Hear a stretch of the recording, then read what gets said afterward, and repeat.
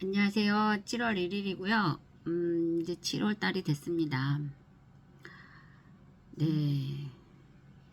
음, 7월 달. 7월 달은 7월 달 한 20일께까지 장마죠. 7월 20일. 예. 그리고 7월 말부터 이제 8월 초까지 휴가가 피크를 이루고요.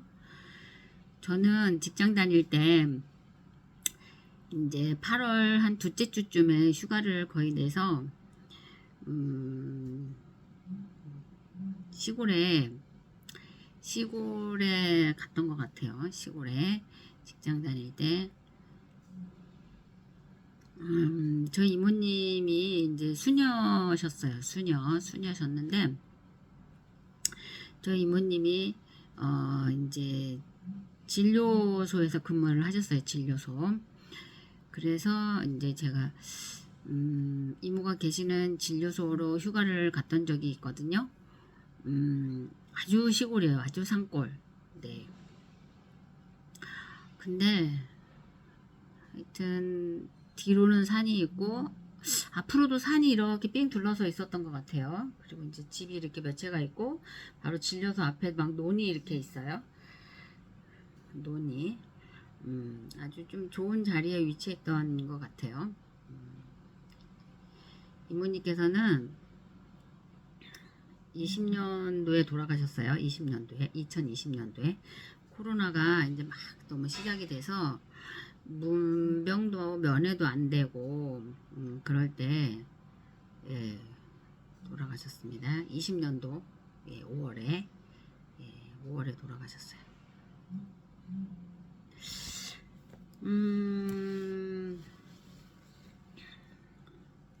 자기 암시 공식 하겠습니다. 자기 암시 공식. 첫째, 나에게는 뚜렷한 목표가 있으며 나에게 그것을 달성할 능력이 있다는 것을 알고 있다. 네. 나는 그 목표를 달성하기 위해 끊임없이 노력할 것이며 이 자리에서 그것을 약속한다. 둘째, 나는 내 마음을 지배하고 있는 생각들이 언젠간 외부적인 행동으로 표출되어 눈앞에 현실로 나타날 것임을 알고 있다. 따라서 나는 날마다 30분씩 장차 내가 되고자 하는 사람을 생각하는 일에 내 생각을 집중시킬 것이며 그럼으로써 내 마음속에 그 사람의 모습이 뚜렷이 그려지도록 할 것이다. 셋째, 나는 자기암시의 원칙을 통해 마음속에 내재된 모든 욕망을 달성해줄 표현선을 찾게 될 것임을 확신한다. 그러므로 나는 날마다 10분씩 나 자신에게 자신감을 갖도록 요구할 것이다. 넷째, 나는 내 삶의 주된 목표를 종이에 분명하게 적었으며 그것을 달성할 자신감이 생길 때까지 도전을 멈추지 않을 것이다. 다섯째, 나는 어떠한 재산이나 지위도 진실과 정의에 기초하지 않으면 오래 지속될 수 없다는 것을 잘 알고 있으며 성공에 영향을 주지 않는 어떠한 행동도 하지 않을 것이다. 나는 나의 힘과 나를 도와줄 다른 사람들의 힘을 나에게 끌어들임으로써 성공할 것이다. 또한 나는 기꺼이 다른 사람들을 위해 일할 의사가 있으므로 그들에게도 나를 위해 일하도록 설득할 것이다. 나는 다른 사람들을 향한 부정적인 태도가 나에게 결코 성공을 가져다 주지 않는다는 것을 알기 때문에 모든 사람들에 대한 사랑을 키움으로써 내 속의 모든 증오와 시기, 부러움, 이기심과 냉소를 없앨 것이다. 나는 이 공식을 따르기로 서명하고 이것을 암기하며 신념 속에서 하루에 한 번씩 큰 소리로 읽을 것이다. 그러면 이것은 점점 내 생각과 행동에 영향을 주어 나는 자신감 있고 성공적인 사람이 될 것이다. 성공 비결의 6단계. 제1단계, 자신이 벌고자 하는 금액을 한 푼도 어김없이 정확하게 머릿속에 주입시켜라. 막연히 돈을 많이 갖고 싶다라는 단순한 소망만으로는 절대로 아무것도 가질 수 없다. 자신이 원하는 돈의 액수를 정확히 파악하여 늘 염두에 두고 있어야 한다. 이렇게 원하는 목표를 구체화시켜야만 하는 심리적 이유는 다음 장에서 설명할 것이다. 제2단계, 목표라는 돈을 벌기 위해 어떠한 대가를 치르거나 희생도 감내할 수 있는지 확실히 결정한다. 세상에 대가를 치르지 않고 얻을 수 있는 것은 아무것도 없다. 제3단계, 자신이 목표라는 금액의 돈을 정확히 언제 달성할 것인지 그 구체적인 날짜를 설정한다. 제4단계, 목표 달성을 위한 구체적인 계획을 세워 즉시 행동으로 옮긴다. 이때 실천 준비가 여의치 않아도 상관없다. 당장 계획을 실천에 옮기는 것이 가장 중요하다. 제5단계, 자신이 목표라는 정확한 금액, 구체적인 목표 달성 날짜, 목표 달성을 위해 기꺼이 감내할 수 있는 희생, 구체적인 실천 계획 등을 간결하고 명확한 글로 정리하여 항상 볼 수 있는 곳에 둔다. 제6단계 그 메모를 매일 잠자리에 들기 직전과 아침에 일어난 직후 등 하루에 최소한 2번 이상 큰 소리로 읽으며 성공 의지를 불태운다. 자신의 꿈이 담긴 메모를 읽으며 자신이 설정한 목표가 이미 달성됐다고 생각해야 하면 물론이고 굳게 확신해야 한다.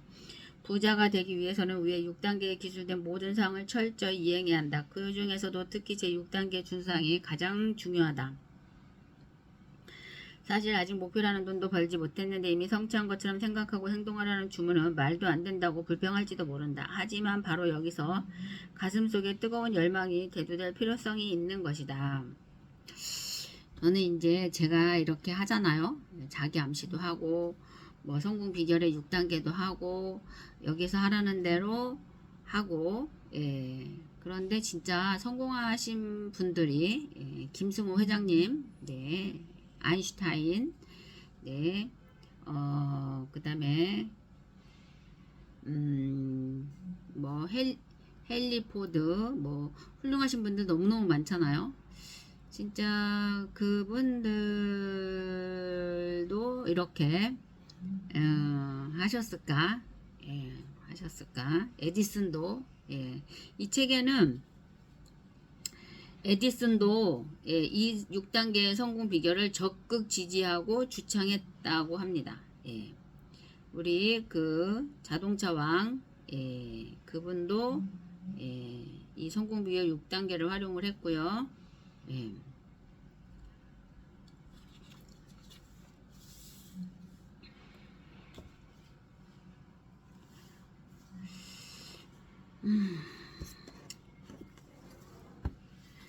포노 사피엔스, 포노 사피엔스, 스마트폰이 낳은 신인류, 포노 사피엔스. 제가 이거를 찍지 않으면 아마 이런 책은 읽을 생각도 못했을 거고요. 그리고 읽는다고 하더라도 언제 읽을지 사다만 놓고 아마 쌓아놓고 있었을 수도 있고요. 만일에 읽는다 하더라도 이런 말들이나 이런 것들이 너무 이제 뭐 어렵다 보니까 이렇게 읽는 게 너무 어려워서 뭐 한두 장, 두세 장, 서너 장 뭐 읽다가 대충 네. X세대의 착각, 신세대는 이미 9세대다. 네.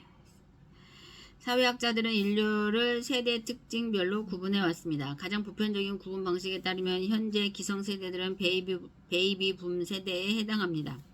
베이비붐 세대의 정의는 다음과 같습니다. 전쟁 후 또는 혹독한 불경기를 겪은 후 사회적, 경제적 안정 속에서 태어난 세대. 우리나라에서는 55년부터 63년까지 출생한 사람들을 의미하는데 현재 우리 사회 대부분의 리더들이 바로 이 베이비붐 세대입니다. 제가 딱 69년생이니까 저는 베이비붐 세대가 아닙니다. 55년부터 63년까지 출생한 사람들을 베이비붐 세대라고 한답니다. 55년부터 54년이 말띠거든요. 55년이면 양띠네요. 양띠. 양띠부터 63년은 토끼띠입니다. 토끼띠까지 출생한 사람들을 베이비 세대라고 한답니다. 우리 사회의 보편적 법질서와 사회 구성의 토대를 마련한 세대라고 할 수 있죠. 충분한 부를 축적하고 대량의 동시 은퇴를 앞두고 있는 세대이기도 합니다. 베이비붐 세대의 이유는 주로 X세대라고 부릅니다. 베이비붐 세대의 이유는 저는 X세대네요. X세대. 그 정의는 무관심, 무정형, 기존 질서, 부정 등을 특징으로 하는 65년에서 76년 사이에 출생한 세대.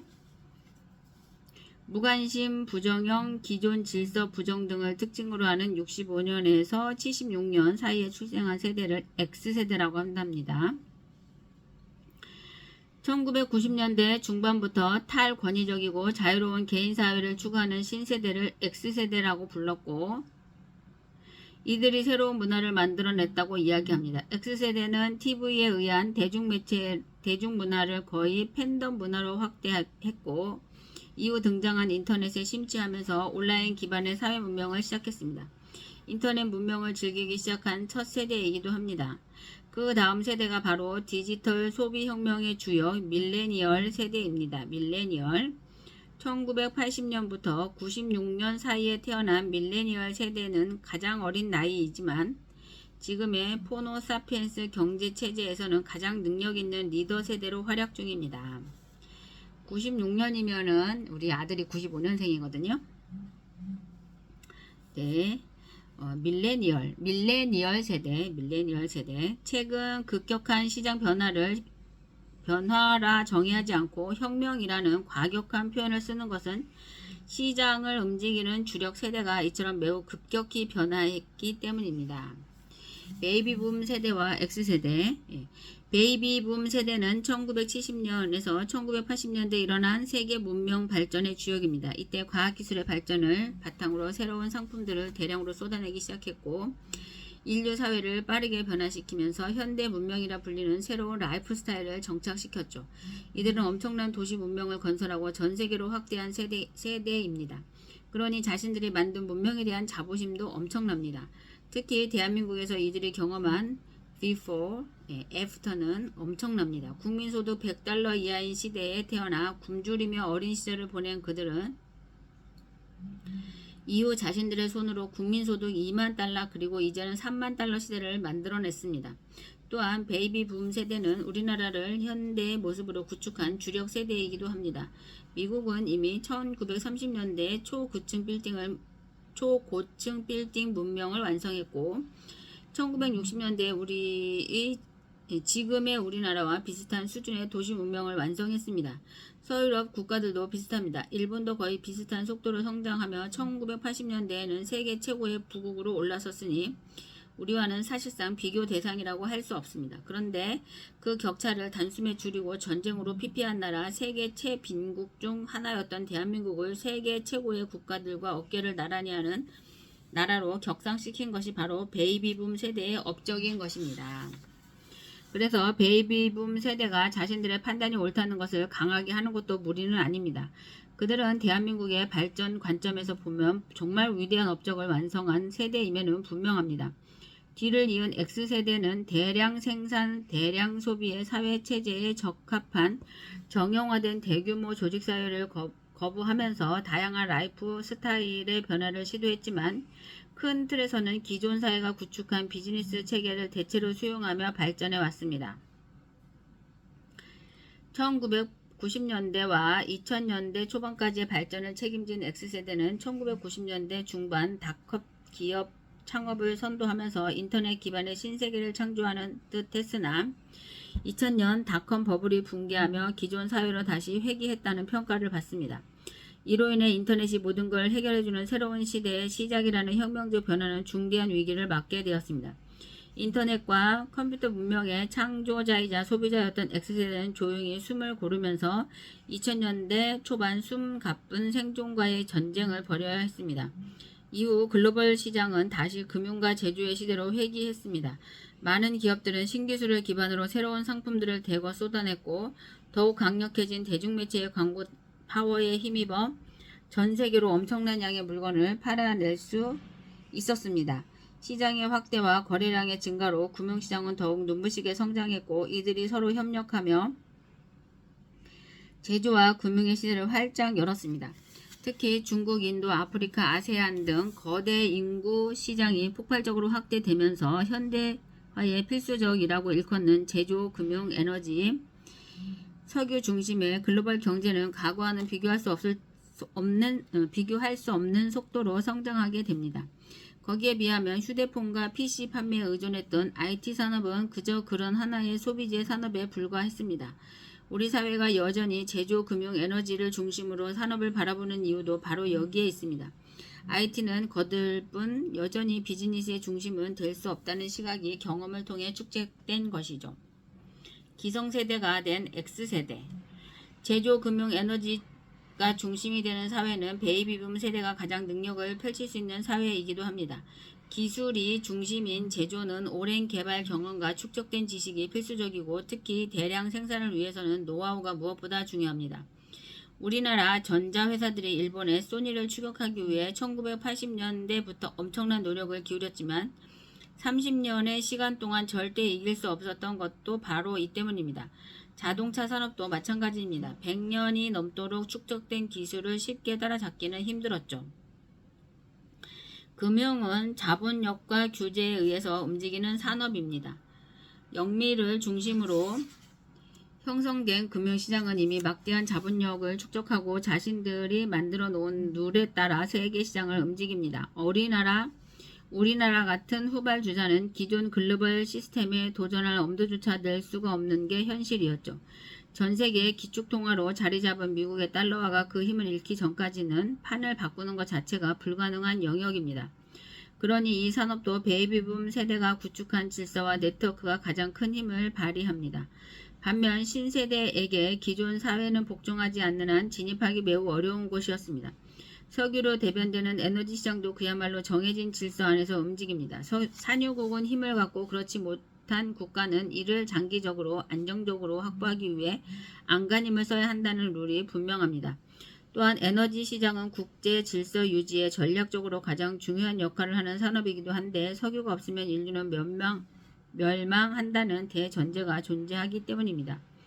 그래서 인류가 존재하는 한 그 중요성이 절대 감소하지 않죠. 오래된 산업인 만큼 여기도 축적된 기술과 인적 네트워크가 성패를 좌우합니다.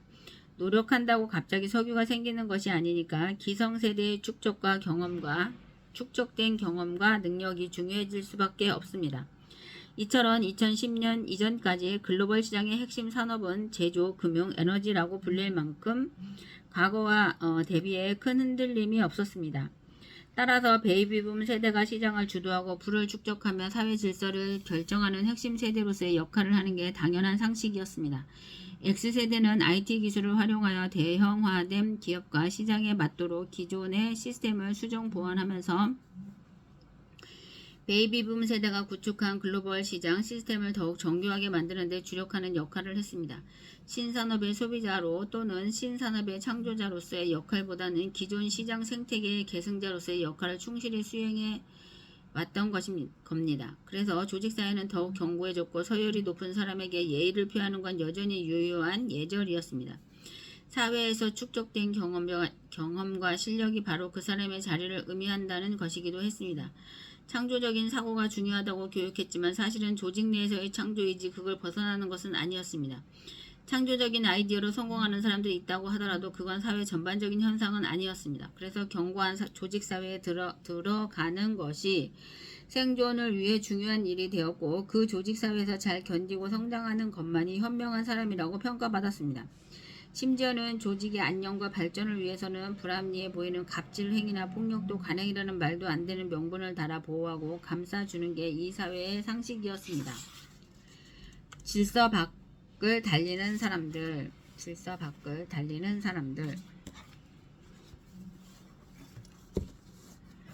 우리나라의 주력 세대였던 베이비붐 세대와 X세대도 세계 문명과 같은 길을 걸어왔습니다. 우리나라는 제조 중심 국가입니다. 선택의 여지가 없었으니까요.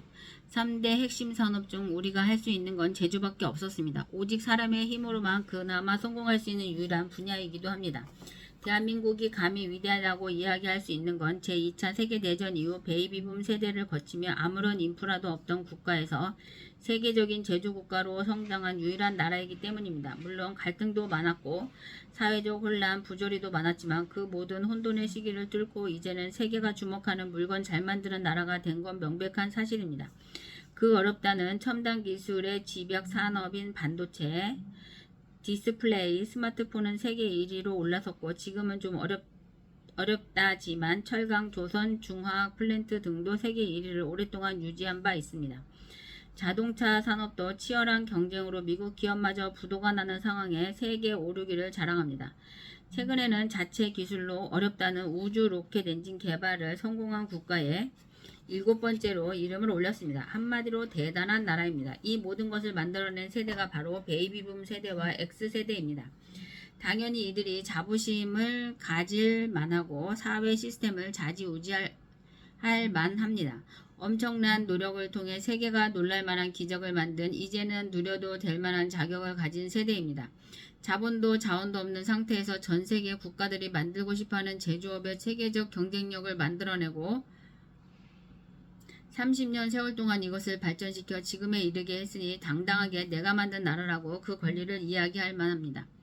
기성세대에게는 매우 당연한 논리입니다. 또한 베이비붐 세대가 구축한 기틀 위에 X세대는 엄청난 노력을 얹어 이미 글로벌 제조 시대의 주력 기업들을 다수 성장시켰습니다. 기성세대 즉 베이비붐 세대와 X세대는 이렇게 말합니다. 우리가 만든 길을 따라올 밀레니얼 세대는 우리가 만든 시스템을 더욱 정교하게 만든 다음 더 좋은 상품을 만들고 더 많은 매출을 올려 우리나라 발전의 축으로 키워가기만 하면 된다. 말하자면 큰 길은 베이비붐 세대가 열어놓았고 X세대가 2차선 도로로 포장까지 해주었으니 4차선 고속도로 만드는 건 일도 아니라는 게 우리 사회 기성세대의 시각인 것입니다. 그래서 정부의 정책, 일자리 창출, 사회복지, 교육 등 대부분의 사회질서에 아직까지도 제조 중심의 일관된 시각이 자리잡고 있습니다. 창업을 하겠다는 청년들에게 제조업으로 성공하는 비결을 교육시키기 바쁩니다. 일자리 창출은 당연히 공장을 짓고 해외 기업을 유치하는 것이 핵심이라고 생각합니다. 오로지 기술만으로 승부해야 한다고 가르치는 것입니다. 성공한 경험이 기술 혁신에 의한 것이니 기성세대에게는 어쩌면 당연한 생각일 테죠. 기성세대의 정치 성향은 다소 분명하고 대립되는 양측으로 갈려 있습니다. 제조업 중심의 기업으로 이루어진 사회는 경영자와 노동자로 구성되어 있다는 인식이 깔려 있기 때문입니다. 그래서 노동자의 편을 드느냐 아니면 경영자의 편을 드느냐로 양분화된 정당들이 서로 목소리를 높여 싸우는 게 익숙합니다. 이것이 지난 50년간 기성세대들이 만들어 놓은 대한민국의 문명입니다. 정치, 경제, 산업, 시장, 사회가 전부 이것을 기준으로 운영됩니다. 정치, 경제, 산업, 시장, 사회가 전부 이것을 기준으로 운영됩니다. 그리고 이것이 앞으로도 계속될 우리의 발전 방향이라고 모두 믿고 살아왔습니다. 그런데 느닷없이 새로운 혁명이 시작되면서 모든 것이 바뀌기 시작한 것입니다. 소비 세력 교체. 요즘 애들이 세상을 이끈다. 생각의 부자가 세상을 이끈다. 요즘 애들이 세상을 이끈다. 만약 2007년 아이폰의 탄생이 가져온 시장 혁명이 없었다면 우리는 계속 그렇게 살았을 것입니다. 밀레니얼 세대도 하라는 공부만 열심히 하고 앞선 세대가 구축한 좋은 기업들에 들어가 천천히 일을 배우며 그렇게 꽃길만 걸으면 살 수 있었습니다. 그런데 모든 것은 스마트폰 탄생 이후 꼬여버렸습니다. 적어도 베이비붐 세대에게는 도무지 이해할 수 없는 변화가 시작된 것입니다. 우리는 다른 문명으로 간다. 호모사피엔스 시대가 본격적으로 도래하면서 밀레니얼 세대는 새로운 문명의 창조자인 동시에 소비의 주력 세대로 자리 잡았습니다.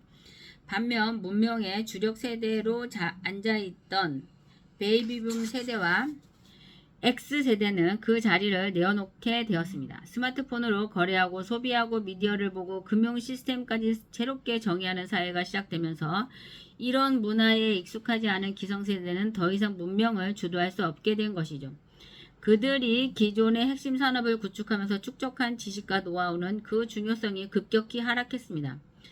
반면 스마트폰과 SNS의 일상에 익숙한 밀레니얼 세대의 디지털 문명에 관한 아이디어는 아주 작은 것이라도 그 가치가 급등했습니다. 아이폰의 탄생이 세상의 주인을 60대에서 30대로 바꿔버린 것입니다. 단 10년 만의 말입니다. 자본과 글로벌 경제의 관점에서 보면 이 시대의 리더는 이제 밀레니얼 세대입니다. 새로운 사회는 그들의 관점에서 만들어지고 있습니다. 물론 기존 사회가 모두 사라진 것은 아닙니다. 다만 디지털 소비 문명의 확산으로 기존의 소비 문명이 급격히 줄어든 것은 사실입니다.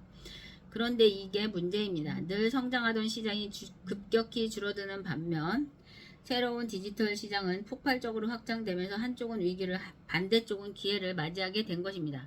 투자 자본은 당연히 기회를 맞이한 쪽을 택하겠죠. 이 때문에 기존 시장은 매출도 줄고 투자도 줄어드니 위기가 더욱 가속화됩니다.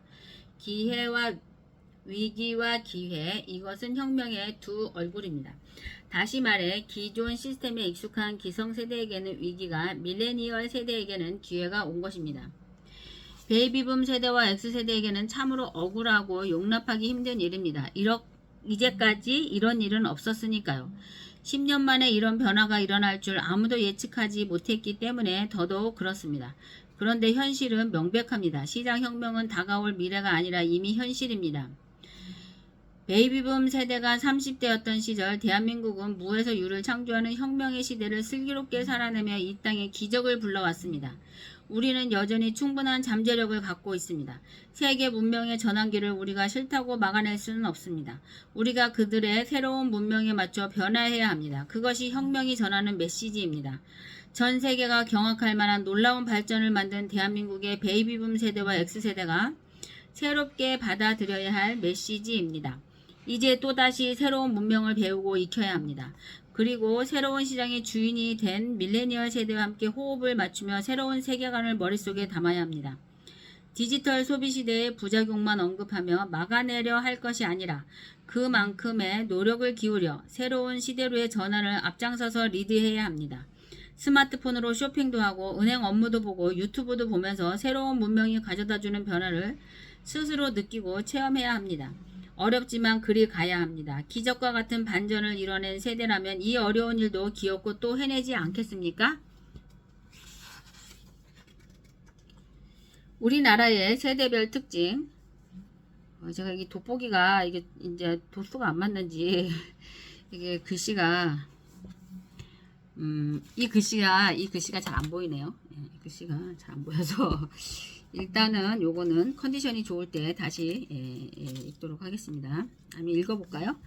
우리나라 세대별 특징 1950년, 1960년 베이비붐 세대 55년부터 1963년 사이에 한국 전쟁 이후 출생한 분들은 소비 국민소득 100달러 이하의 시대적 상황, 대다수가 성장 과정에서 빈곤, 군사문화, 분단과 냉전을 경험, 마지막 주산 세대. 저 주산 2급 있는데요. 네, 컴매 1세대. 네. 현재 우리나라 상위 리더 계층. 2019년부터 은퇴가 본격화되면서 경제활동 인구가 줄어드는 추세. 1970년, 60년대 중반에서 1970년대 후반에 출생한, 저는 1969년생입니다. 네. X세대. 청소년기에 60 민주화 항쟁을 경험, 민주화 시기의 성장, 물질적 경제적 풍요 속에서 성장, 1990년대 오렌지족으로 불리는 독특한 문화 형성, 1993년 아모레 화장품의 트윈 X 광고로 X세대 이퀄 신세대로 널리 사용됨. 네, 그 다음에 1980년에서 90년, 2000년 네, 출생한 밀레니얼 세대. 저희 아들은 95년생입니다. 밑에 딸내미는 98년생이고요. 그 밑에 딸내미는 2000년생입니다. 저는 3남매입니다. 네. 대부분의 베이비붐 세대의 자녀들로 IT에 능통하고 대학 진학률이 높으며 청소년기부터 인터넷을 접해 모바일과 SNS 이용에 매우 능숙하고 고용 감소, 일자리 질 저하 등 약조건 속에서 사회에 진출, 결혼과 내 집 마련을 포기하거나 미루는 경향. 세대를 가르는 기준과 정확한 경계선에 대해서는 많은 이견이 존재한다. 이 책에서는 특히 우리나라의 사회적 상황을 바탕으로 한 분석을 토대로 세대를 나누고 그 특징을 구분하였음을 밝힌다. 재미의 반격. 게임판 위로 올라간 택시가 게임판 위로 올라갔다고 합니다. 우리 남동생은 택시 운전을 하고 있습니다. 네. 갑자기 이 책을 막 읽다 보니까 흥분하게 되네요. 네. 흥분을 잘합니다. 좀 다혈질적입니다.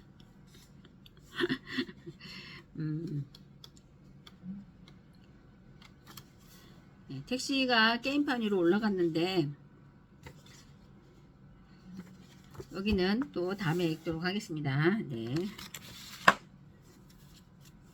오늘도 좋은 하루 되시고요. 네. 즐거운 하루 되시고요. 사슬 매니아 오늘 10개 390만원 10개